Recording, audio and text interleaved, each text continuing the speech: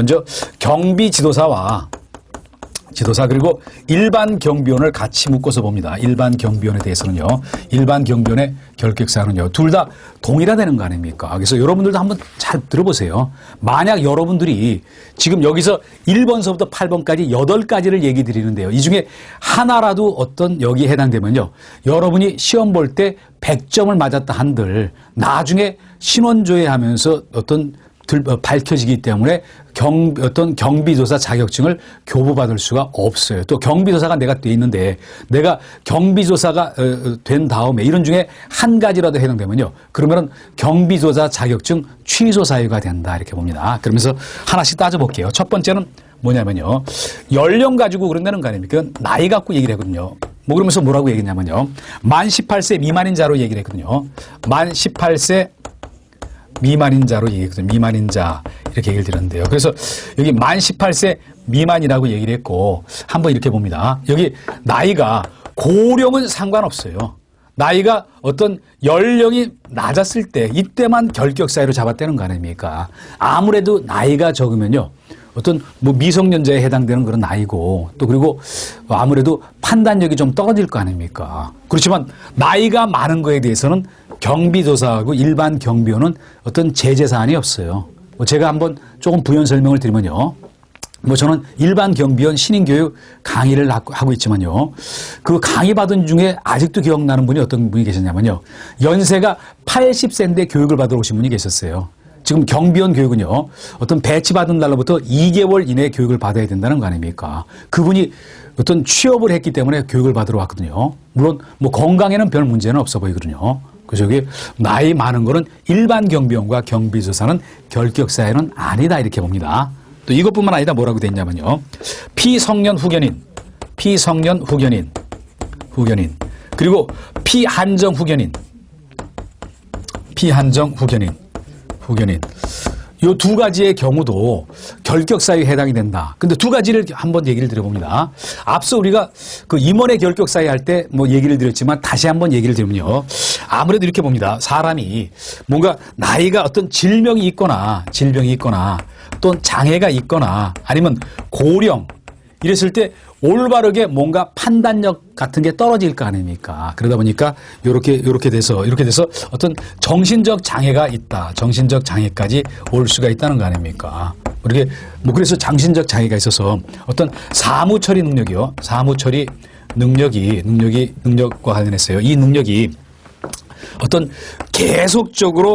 지속적으로 결여가 될 수 있다. 지속적으로 결여가 될 수가 있고 또 이 능력이 부족할 수 있는 거 아닙니까? 그게 지속적으로 결여됐을 때 피성년 후견인 그리고 부족했을 때 피한정 후견인 물론 각각 이렇게 되기 위해서는 법원에서 판사가 선고가 있어야 돼요. 그러면은 요때 우리가 어떤 결격 사유가 해당된다. 그래서 쉽게 얘기하면요. 나이가 어려서 그리고 정신적으로 문제가 있어서 각각 이런 경우에는 경비조사 또는 일반 경비원이 될 수가 없다라고 얘기한 거 아닙니까? 또 두 번째를 봅니다. 두 번째 뭐라고 얘기했죠? 파산 선고를 받고 또 복권되지 아니한 자라고 얘기한 거 아닙니까? 여기서 얘기하는 파산 선고라는 거는요. 그것은 뭔가 경제적으로 뭔가 문제가 있어가지고 법원에서 판사가 파산 선고를 내린 거로 국한을 시켜놨어요. 그렇지 이거는 내가 어떤 사업하다 망해서 나 파산이다 그런 파산은 아니라는 거 아닙니까? 그런데 파산 선고가 이어지고 있는 그런 기간 동안에는요. 그때 기간에는 뭔가 경제적 사망으로 본다는 거 아닙니까? 물리적으로 내가 살아있으면서 막 친구들 만나고 밥도 먹어도요. 경제적으로 죽은 거로 봐버려요.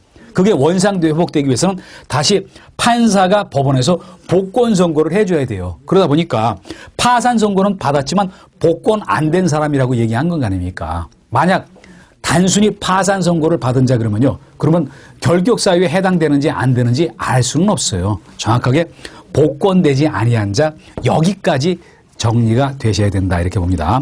또 그리고 세 번째를 봅니다. 세 번째를 가서 보면요.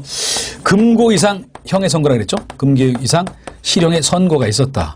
선고가 있고 또 그리고 그런 다음에 뭐라고 했냐면요. 집행이 종료됐거나 면제된 날로부터 집행이 종료가 됐거나요. 집행이 종료가 됐거나 그리고 집행이 면제된 요때가 아니라 요 날로부터 해서 무려 5년이 지나지 않는 자 5년이 지나지 않는 자, 경과되지 아니한 자라고 얘기를 한 건 아닙니까? 물론 다시 한번 얘기 드립니다. 금고 이상 실형에 선고라고 그랬죠?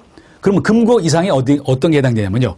사형도 금고 이상에 해당되고 징역도 금고 이상에 해당되고 그리고 금고 요 세 가지를 얘기한다는 거 아닙니까? 뭐 사형은 여러분이 다 아시는 거고 징역과 금고의 차이는 뭐냐면요. 징역의 경우에는 정역이라고 하는 노무를 시키고 금고의 경우는 정역이라고 하는 노무를 시키지가 않아요. 그러다 보니까 징역이 금고보다 더 한 단계 높은 형벌이라고 얘기한다는 거 아닙니까? 그래서 주로 금고의 경우는 어떠냐면요. 뭔가 어떤 사상범 같은 경우는 금고가 되는 경우가 많다 이렇게 봅니다. 그런 다음에 집행이 종료됐다. 이거는 뭐냐면요. 만약 예를 들어서 징역 3년 선고받고 3년 다 살았다. 그럼 그날로부터 5년 경과되기 전까지는 경비조사 일반 경비원 될 수 없다는 아주 강력한 제재를 가한 거 아닙니까? 또 그 다음에 봅니다. 집행이 면제됐다는 거는 뭐냐면요. 이거는 사면으로 한번 보세요. 뭐 일반 사면이 됐든 특별 사면이 됐든 사면을 받게 되면은 그 형벌 처벌 받은 거 다 없은 거로 해주는 거 아닙니까? 그때 그런 날로부터 또 5년이 경과되지 아니한 자 그러면서 아주 강한 어떤 규제를 가해놨다. 그러면서 한번 이렇게 얘기를 드려봅니다. 우리가 만약 무슨 기사라든지 기능사 같은 기술적인 관련되는 그런 국가 자격증은요. 교도소 안에 들어가 있는 사람도 응시할 수가 있고 시험 합격 점수에 도달하면은 합격증 자격증 교부를 해줘요. 그래서 그런 기술적인 자격증의 경우는요. 뭐 범죄자도 될 수가 있지만 그렇지만 경비지도사 또는 일반 경비원은 다른 사람의 생명과 신체를 보호하는 일종의 민간 경찰인 거 아닙니까? 그러다 보니까 이렇게 엄격하게 그 제한을 가할 수밖에 없다더라 봅니다. 물론 이런 하나 소소한 이런 것까지 다 여러분이 정리를 하셔야 돼요. 이렇게 소소한 거 다 물어보면서 다음 중 결격 사유에 해당되는 거 아닌가 찾아라 또는 뭐 어떤 경비서사가 될 수 없는 자를 찾아라 이런 문제가 그동안 무지 많이 나왔고 또 시험장 가면은 분명히 출제가 돼 있을 겁니다. 그래서 출제될 만한 문제는 어떤 경비업법에서는 뻔하다는 거 아닙니까? 뭐 그리고 이제 그 다음에 네 번째를 가서 봅니다. 네 번째를 가서 보시면요. 어떠냐면요. 금고 이상 형의 네 번째를 봅니다. 금고 이상 형의 집행유예 기간 중에 있는 자라고 얘기를 한 거 아닙니까? 금고 이상 형의 집행유예 기간 중에 있는 자 그랬죠? 집행유예 기간 중에 있는 자라고 얘기했는데 근데 여기서 3번에서 한번 예를 들어 볼게요. 3번에 거기 가로 안에 보세요. 집행 종료 다음에 뭐라 하냐면요. 집행 종료된 것으로 보는 경우 포함이라고 얘기했잖아요. 집행 종료되는 것으로 포함하는 경우는요. 요 가로 안에 있는 말은요. 뭐냐면요. 가석방을 지금 의미하고 있다고 보세요. 뭐냐면요. 내가 만약 징역 3년형을 선고받았다. 그런데 2년 6개월이 경과되고 내가 모범수다. 그러면 6개월의 형기가 남은 상태에서 어떤 가석방 돼서 집에 돌아갈 수도 있어요. 그러면 그 가석방 기간 6개월이 마저 다 지나가야지 그래야지 형 집행이 종료된 거예요. 그 얘기를 여기 가로 안에 놓고 했다. 이렇게 여러분이 정리하시길 바랍니다. 이제 그리고 집행유예 기간 중에 있는 자 한번 볼게요. 한번 보면 이건 뭐냐면요. 만약 내가 징역 3년에 집행유예 5년이다. 그러면은 어떤 징역형을 선고를 받았지만 그 집행을 보류한다는 거 아닙니까? 그게 바로 집행유예잖아요. 그러면 그 집행유예 기간 중에 있을 때라 그랬지. 만약 집행유예 기간이 몇 년 경과한 다음에 그런 말 다 거짓말인 거 아닙니까? 여기서 막 3년 경과, 뭐 5년 경과 이런 말은 다 거짓말이에요. 이런 거를 거짓말로 할 수가 있다 보니까 정확하게 딱딱 찍어서 여러분이 정리할 수밖에 없어요. 그렇게 해야지 좋은 점수를 얻을 수가 있다. 그래서 정확하게 정리를 한번 해보시길 바랍니다. 이제 그리고 주의하실 거는 뭐냐면요.